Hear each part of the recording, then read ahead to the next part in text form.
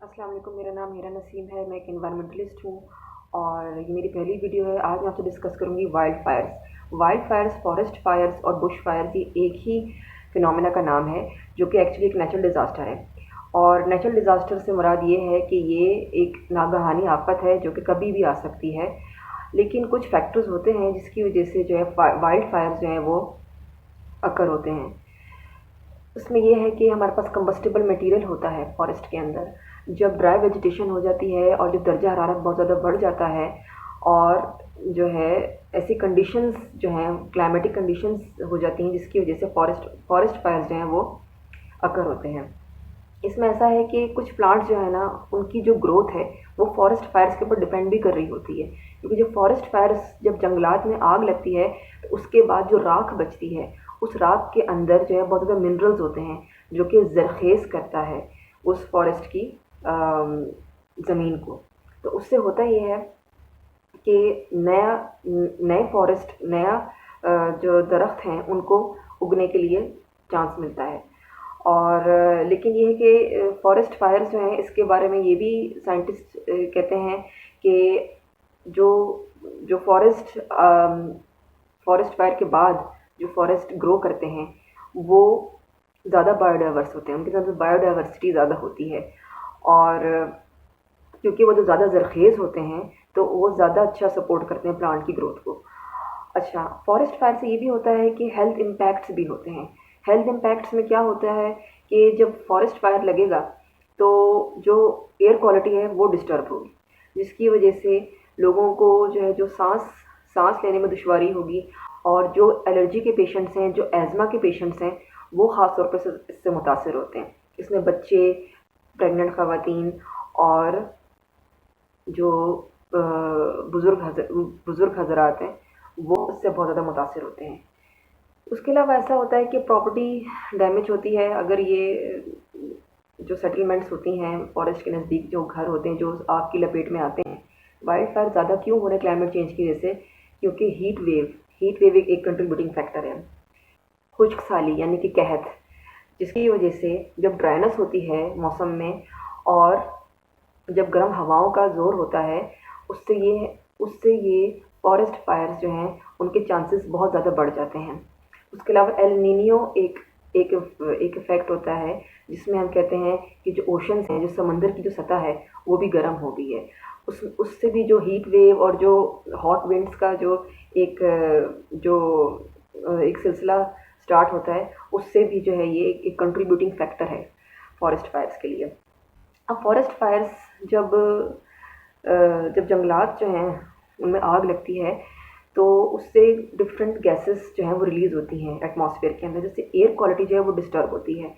इसमें carbon dioxide बहुत ज़्यादा अमाउंट में रिलीज़ होती है एयर के अंदर, जो कि बहुत ज़्यादा नुकसानदेह है, क्योंकि वो एक ऐसी गैस है जिससे जो दर्जा हरारत है वो बढ़ रहा है हमारी धरती का, जिसको हम कहते हैं green house gas. Carbon dioxide से ग्लोबल वार्मिंग हो रही है। उसके अलावा नाइट्रोजन ऑक्साइड गैस वो हवा में रिलीज़ होती है। पार्टिकुलेट मैटर वो होता है कि छोटे छोटे पार्टिकल्स होते हैं जो कि हवा में सस्पेंड हो जाते हैं।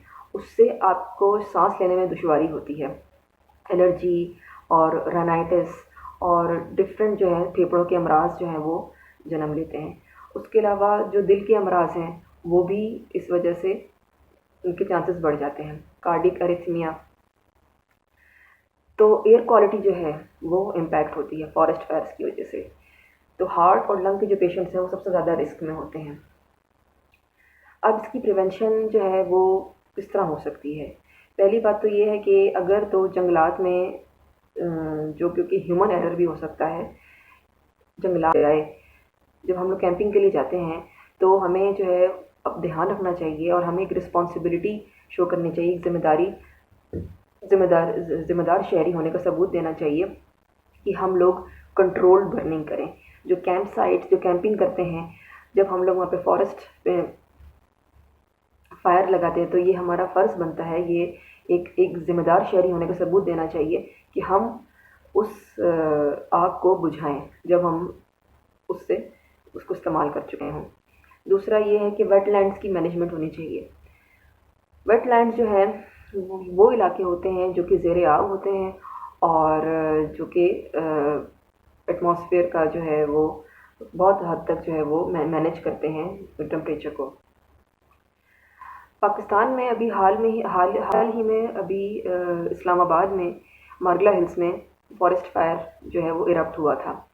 तो उसमें ये था कि अथॉरिटीज़ का ये कहना है कि वो उसमें ह्यूमन नेग्लिजेंस थी, लेकिन क्योंकि हीट वेव जो थी क्योंकि पाकिस्तान हीट वेव की लपेट में भी था, तो हम ये भी कह सकते हैं कि हीट वेव भी एक कंट्रीब्यूटिंग फैक्टर था।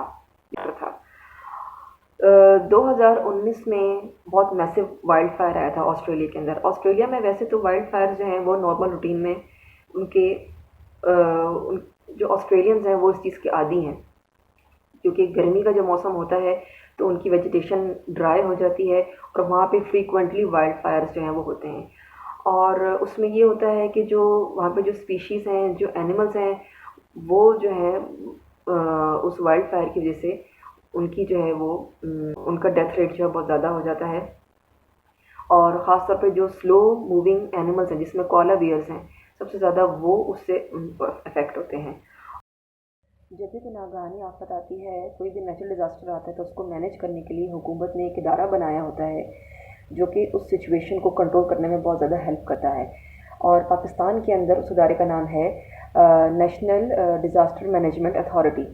और जब अभी हाल ही में पाकिस्तान में जब इस्लामाबाद में फॉरेस्ट फायर इरप्ट हुआ था, तो उनकी बहुत ज़्यादा कंट्रीब्यूशन है और उन्होंने बहुत ज़्यादा एफ़र्ट्स की उस फायर को कंट्रोल करने में।